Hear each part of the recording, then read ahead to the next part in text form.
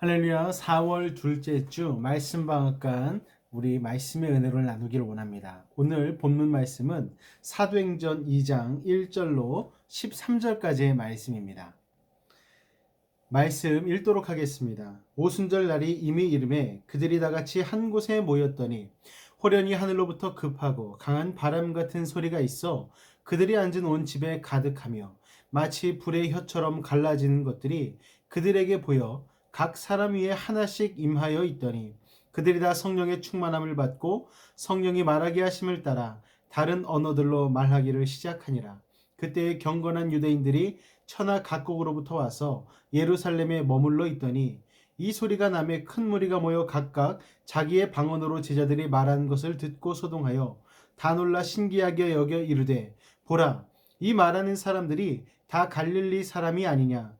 우리가 우리 각 사람이 난 곳 방언으로 듣게 된 것이 어찌 됨이냐. 우리는 바데인과 메데인과 엘람인과 또 메소보다미아, 유대와 갑바도기아, 본도와 아시아, 부르기아와 밤벨리아, 애국가 및 구레네에 가까운 리비아 여러 지방에 사는 사람들과 로마로부터 온 나그네 곧 유대인과 유대교에 들어온 사람들과 그레데인과 아라비아인들이라. 우리가 다 우리의 각 언어로 하나님의 큰 일을 말함을 듣는도다 하고 다 놀라며 당황하여 서로 이르되 이 어찌 된 일이냐 하며 또 어떤 이들은 조롱하여 이르되 그들이 새 술에 취하였다 하더라. 아멘. 한국에 여행 온 한 관광객이 서울 야경을 보다가 매우 놀랐습니다. 그 이유는 바로 무엇이냐면 십자가의 불빛이 무덤처럼 많았기 때문입니다. 그는 왜 이렇게 교회가 많은가라는 질문을 던지면서 이해할 수 없다라는 반응을 보였습니다. 그런데 그보다 더 우리가 심각하게 생각해 봐야 할 문제가 있습니다. 그것은 무엇이냐면 왜 이렇게 교회가 많은데도 세상이 달라지지 않는가 하는 것이죠. 그 답은 간단합니다. 교회다운 교회가 없기 때문입니다. 더 정확히 말한다면 사람들이 교회가 무엇인지를 모르고 있다라는 것입니다. 성도들은요, 주일마다 교회 갑니다 라고 이야기를 하죠. 그때 말하는 교회는 무엇입니까, 여러분? 건물이죠. 건물이 교회가 아니라고 말하면서도 사람들은 교회를 무의식 속에서 이미 교회로, 건물로 받아들이고 있다라는 것입니다. 개척을 하면서 가장 받기 힘든 인사 중에 하나는 무엇이냐면 축하합니다 라는 말이라고 합니다, 여러분. 담임 목사가 마치 개업식에 축하를 받는 사장과 같이 느껴진다라는 것입니다. 교회는요, 한 목사의 전유물이 아니죠. 전유물이 또 될 수도 없는데 그런 인사를 한다라는 것입니다. 개척하는 교회 목사님이 당황을 하니까 사람들이 또 이렇게 얘기를 합니다. 물론 하나님이 하시는 것이지만 알고 보면 다 목사님이 하시잖아요 라고 얘기를 한다라는 것이죠. 여러분, 오늘날 교회의 가장 큰 비극이 무엇입니까, 여러분? 교회가 확장되지 않는 것이 아닙니다. 교회 성장이 중단되고 교독고인이라 일컫는 사람들이 줄어드는 것이 문제가 아닙니다. 가장 큰 비극은 무엇이냐면 사람들이 교회가 무엇인지, 기독교가 무엇인지를 자꾸 까먹게 되고 아니면 이해하지 못하고 모른다라는 것이죠. 오늘 사도행전을 여러분과 같이 나누고자 하는 이유가 바로 여기에 있습니다.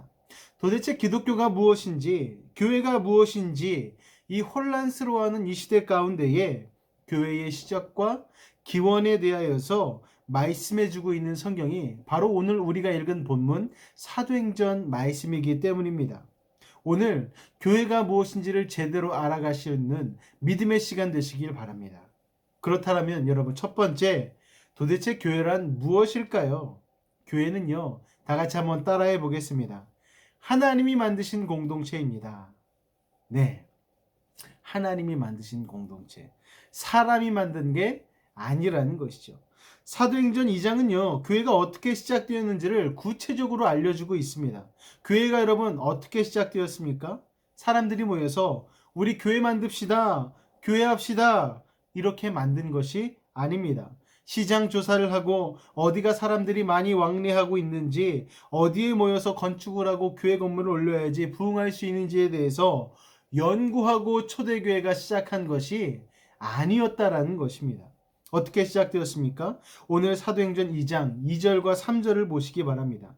호련히 하늘로부터 급하고 강한 바람 같은 소리가 있어 그들이 앉은 온 집에 가득하며 마치 불의 혀처럼 갈라진 것들이 그들에게 보여 각 사람 위에 하나씩 임하여 있더니. 할렐루야. 호련히 바람 같은 소리와 불의 혀처럼 갈라진 것들이 나타났지요. 이것은 하나님의 임재하실 때 나타나는 현상 가운데 하나입니다. 출애굽기 19장 16절에서 18절을 보면은요, 시내산에서 하나님이 나타나실 때도 큰 소리와 불 가운데 임하셨다라고 기록하고 있습니다. 무슨 말입니까? 120문도의 사람들이 모여서 회의를 하고 연구를 해서 교회가 만들어진 것이 아니었다라는 것입니다. 다 같이 모여서 기도하고 있는데 그들에게 하나님이 임재하셔서, 성령이 임재하셔서 그때부터 교회가 자연스럽게 시작되었다라는 것입니다. 생각해 보시기 바랍니다. 교회가 하나님이 시작하지 않고 인간이 만든 제도라면 어떻게 2000년이 넘게 교회가 유지될 수 있었겠습니까? 교회 가보면 여러분 또 어떻습니까? 탁월한 사람들이 거의 없죠. 게다가 무슨 문제는 그렇게 많은지 모일 때마다 교회에 이런 문제가 있습니다, 저런 문제가 있습니다라고 이야기를 하죠. 그런데 그렇게 문제 많은 교회가 어떻게 2000년이 넘게 유지가 될 수 있었을까요, 여러분? 그것은 살아계신 하나님이 친히 만드시고 친히 일하셨기 때문입니다. 초대교회를 보시기 바랍니다. 예수님의 제자들은 다 갈릴리 사람들이었습니다. 7절을 보십시오. 다 놀라 신기하게 여겨 이르되 보라, 이 말하는 사람들이 다 갈릴리 사람들이 아니냐. 여러분, 이게 무슨 말입니까? 교육도 제대로 받지 못한 무식쟁이들이 어떻게 외국어를 이렇게 유창하게 할 수 있느냐, 뭐 이런 의미입니다, 여러분. 왜냐하면 갈릴리 지역은요, 그 당시에 일반적으로 교육의 혜택을 제대로 받지 못하던 지역이었기 때문입니다. 그렇습니다. 초대교회의 탄생은 120명의 보잘것없는 갈릴리 사람들, 배운 것 없고 돈도 없고 권세도 없는 그런 영향력이 없는 사람들로부터 시작되었습니다. 어떻게 그런 그들이 세상을 변화시키는 그런 교회를 만들 수 있었을까요, 여러분? 다른 것이 아니라 그 유일한 해답은 바로 하나님이 하셨다라는 것입니다. 할렐루야. 사랑하는 성도 여러분, 교회는요, 사람이 만드는 것이 아닙니다. 사람이 하시는 것입니다. 목사가 이끌어가는 것도 아니고 누군가 지혜 있고 힘 있는 사람이, 권세가 있는 사람이 끌어가는 것이 아니고, 교회는 하나님이 바람과 불처럼 역사하셔서 이끌어 가시는 곳이 바로 교회입니다. 하나님이 120명에게 바람과 불처럼 나타나지 않았다라면 그들은 기도하다가 흐지부지 되었겠지요. 그러나 하나님이 역사하셔서 갈릴리 그 촌사람들을 세상을 변화시키는 교회로 만들게 되었다는 것입니다. 우리 교회가, 앞으로 세워질 그 교회가 그런 교회가 될 수 있도록 여러분 같이 기도해 주시기를 부탁을 드리겠습니다. 두 번째, 여러분, 교회란 과연 무엇입니까? 다 같이 한번 따라해 보겠습니다. 교회는 성령 충만한 공동체입니다. 할렐루야. 제가 성도님들과 이야기할 때 안타까운 것 중에 하나가 이런 말입니다. 교회 운영도 기업을 운영하는 것과 똑같은 것이 아니겠습니까? 여러분, 아닙니다, 여러분. 교회는 기업이 아닙니다. 초대교회는요, 기업이 운영되는 방식으로 운영되지 않았습니다. 그랬다라면 초대교회는 금방 무너졌을 것입니다. 역사 속으로 사라져 버렸을 것입니다. 왜냐하면 갈릴리 촌사람 중엔 기업을 운영해 본 사람도 행정의 달인도 없었기 때문입니다. 그렇다면 초대교회가 어떻게 부흥하고 세상을 변화시킬 수 있었겠습니까? 사도행전 2장 4절을 보시기 바랍니다. 그들이 다 성령의 충만함을 받고 성령이 말하게 하심을 따라 다른 언어들로 말하기를 시작하니라. 할렐루야. 무엇을 받았다고요, 여러분? 성령의 충만함을 받았다라는 것입니다.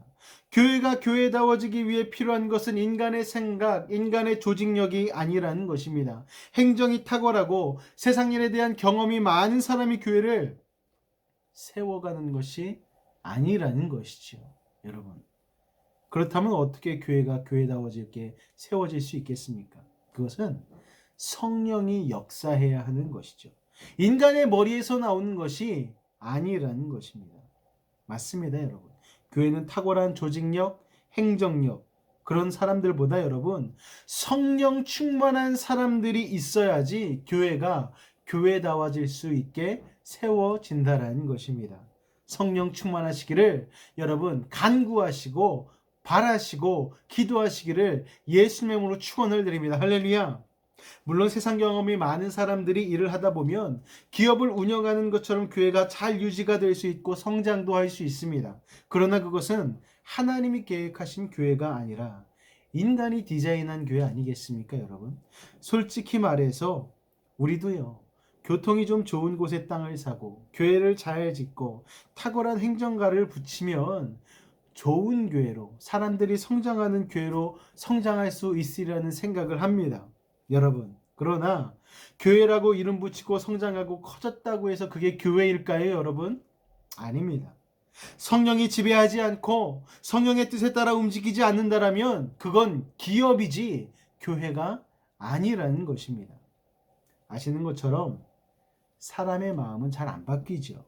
아무리 설득력 있는 논리를 펴도 사람들은 바뀌지 않습니다. 제가 아무리 설교 준비하며 완벽한 논리를 가지고 사람들을 감동시키며 설교한다 할지라도 성령의 역사가 없다라면 여러분 사람들은 바뀌지 않습니다.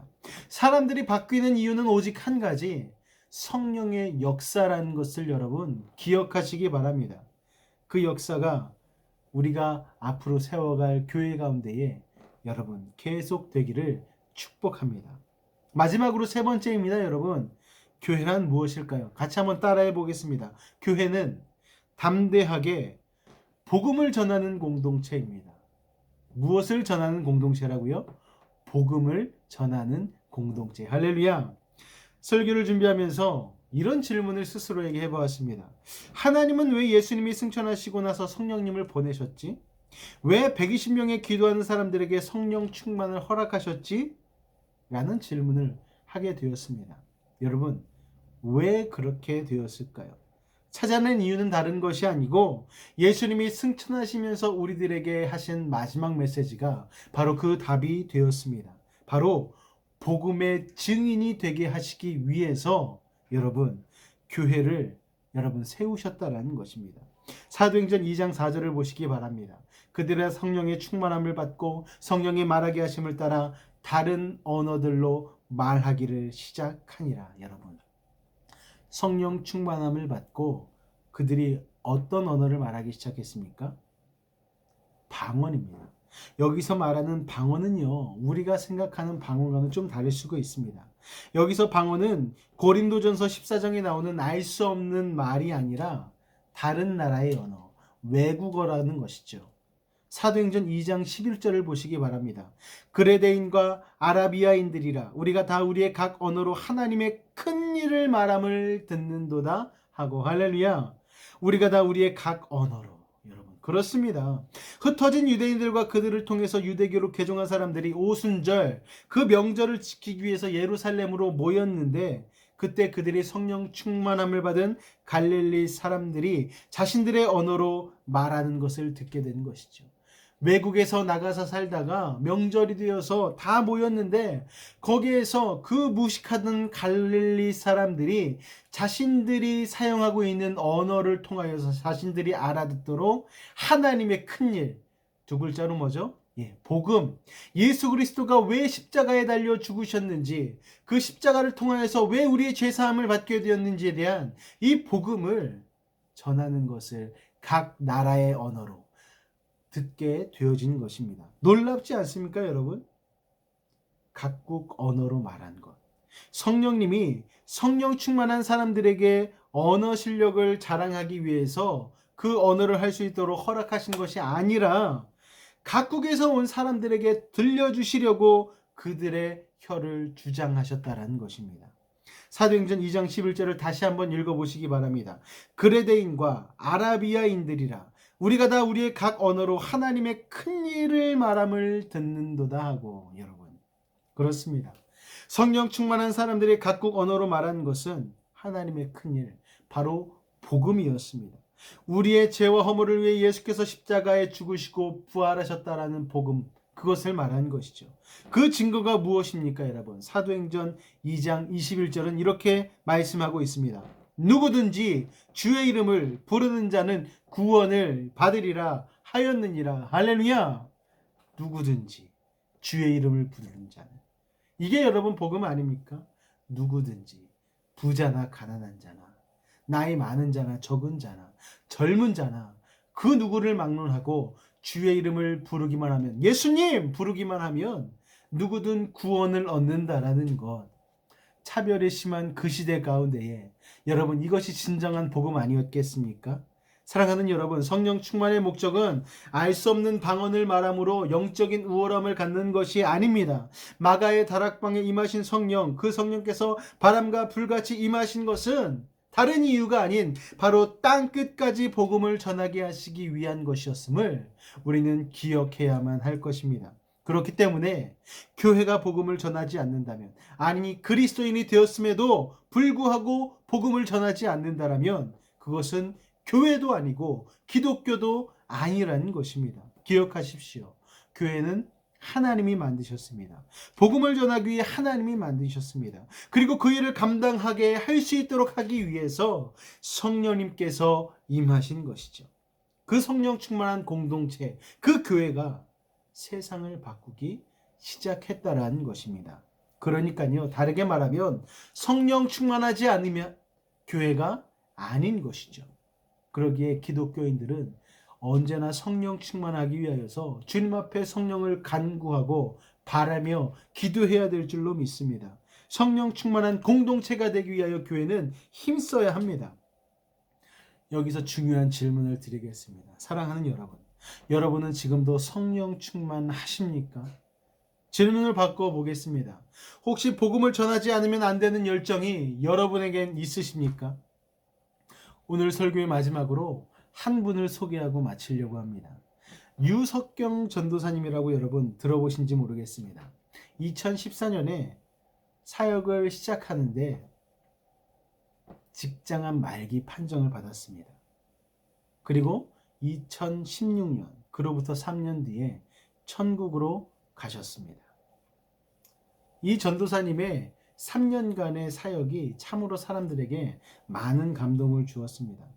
졸업을 한 학기 앞두고 귀국하여서 지구촌교회의 인턴 전도사로 일을 시작한 전도사님은요, 그 주에 우연치 않게 건강검진을 받게 되었는데 직장암 말기 판정을 받게 되었습니다. 수술을 해야만 했습니다. 수술을 해도 살 수 있는 가능성이 거의 없었죠. 그래서 그 전도사님은요, 수술 동의서에 사인을 하지 않았습니다. 전도사님은 하나님께 지혜를 구하고 기도할 시간을 가졌죠. 그리고 나서 결정했습니다. 의사들과 주위 사람들의 압박에도 불구하고 수술, 항암, 방사선으로 이어지는 치료 대신에 저는 차라리 그 시간에 한 명의 영혼에게 복음을 전하고 싶습니다. 그 복음을 선택했다라는 것이죠. 남은 기간이 일주일이든 한 달이든 1년이든 한 번이라도 더 복음을 전할 수 있는 기회를 갖기를 더 원합니다. 여러분, 그래서 모든 치료의 과정을 생략하고 복음을 전하려고 작정을 하였습니다. 때마침 하나님께서 기회를 허락하여 주셔서 수많은 곳에서 전도사님을 초청하여서 복음에 대한 강의와 설교를 듣고 수많은 사람들이 변화되는 시간을 갖게 되었습니다. 여러분, 비록 하루에 30번이 넘게 화장실을 가야 하고 매일 살과 피가 장에서 떨어져 나오는 고통, 또 잠을 잘 수도 없었고 가끔은 숨도 제대로 쉬지 못할 만큼 육체적으로 고통스러운 상황이었지만 그녀를 사랑하시는 성령님의 도우심으로 말미암아 유석경 전사님은 마지막까지 생명의 복음을 전할 수가 있었습니다. 암에 걸린 전도사님에게 사람들이 많이 물어봅니다. 하나님을 원망하지 않으십니까? 그럼 전도사님은 이렇게 대답했다고 합니다. 원망하지 않습니다. 그 이유는 무엇이냐면 나는 하나님을 이해하는 것이 아니고 신뢰하기 때문이라고 이야기를 하셨습니다. 나보다 나를 더 잘 아시기에 나에게 가장 좋은 것으로 주실 하나님을 믿습니다. 라고 담담하게 이야기를 하십니다.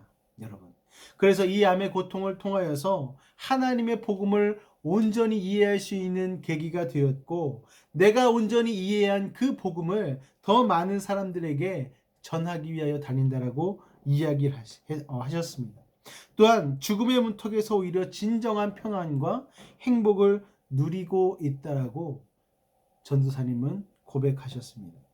그리고 자신이 누리고 있는 이 복음, 말 그대로의 이 좋은 소식을 경험하고 있는 자신의 이야기를 많은 이들에게 전하고 있다라고 이야기를 하셨습니다. 죽음이 가까이 다가올수록 더 놀라운 고백은요, 예수님을 만날 생각에 더 흥분이 된다는 거예요. 여러분, 우리의 생각으로 이해가 됩니까, 여러분? 사랑하는 성도 여러분, 여러분에게 도전 드리고 싶습니다. 여러분은 과연 이러한 복음을 누리고 계십니까? 쉽지 않죠. 여기서 말씀을 전하고 있는 저도 이 전도사님의 믿음이 참 부럽고 대단한 것 같습니다. 이 복음을 누리는 것, 우리에게 이 전도사님과 같이 복음을 누릴 수 있는 진정한 복음이 임하기를 예수님으로 축원을 드립니다. 교회는요, 이러한 복음을 누리는 자들의 모임이 되어야 된다는 거예요. 그리하여 해서 억지로 전하는 지식적인 복음이 아니라 우리가 누리고 있는 이 복음이 자연스럽게 흘러가도록 하는 진정한 복음이 우리의 삶 가운데 구현되어야 한다는 것입니다. 우리가 진정한 교회가 되어야 되고요, 우리가 진정한 복음이 되어야 합니다. 그럴 때 또 다른 교회가 아닌 유일한 교회가 될 수 있음을 여러분 기억하시길 바랍니다. 복음, 성령 충만, 그것이 바로 교회 공동체 가운데에 가장 중요한 요소라는 것을 여러분 기억하시고 더 기도하시고 더 간절히 성령의 충만함을 사모함으로 이 어려운 영적 위기의 시대 가운데에 진정한 교회가 되시기를 예수님의 이름으로 축원을 드립니다. 이제 새롭게 되어질 교회 가운데에도 하나님께서 역사하여 주셔서 인간의 계획과 회의와 생각이 아닌 하나님의 뜻과 섭리가 가득한 성령 충만한 교회가 될 수 있도록 여러분 기도해 주시고, 이 교회 개척을 준비하는 수많은 이들이 다른 인간적인 생각이 아닌 성령 충만함 가운데에 복음 하나를 붙들고 이 모든 계획 가운데 순종하며 나갈 수 있도록 여러분 기도해 주시기를 예수 부탁을 드리겠습니다. 기도하겠습니다. 사랑의 주님, 부활절을 지나 4월 둘째 주 주일을 맞이하였습니다. 예수님의 부활하심, 아버지, 이를 통하여서 우리는 진정한 복음을 경험하게 되어집니다. 그 누구가 아닌 바로 우리를 위하여서 부활하시고 승천하셔서 성령 충만함을 통하여서 이 땅 가운데에 새로운 교회를 세워주시고 그 교회를 통하여서 복음의 역사를 경험하게 하시니 감사를 드립니다. 그런데 지금 세상은 교회의 복음을 아버지 하나님 자꾸만 망각하게 만들어 버립니다. 하나님, 망각하지 아니하기를 원합니다. 성령 충만하기를 원합니다. 말씀 충만하기를 원합니다. 기도 충만하기를 원합니다. 새롭게 세워지는 교회 가운데에 성령님 역사하여 주셔서 복음으로 세워지는 믿음의 교회 될 수 있도록 도와주시고, 또 다른 교회가 아닌 유일한 교회가 되어질 수 있도록 아버지 하나님 인도하여 주옵소서.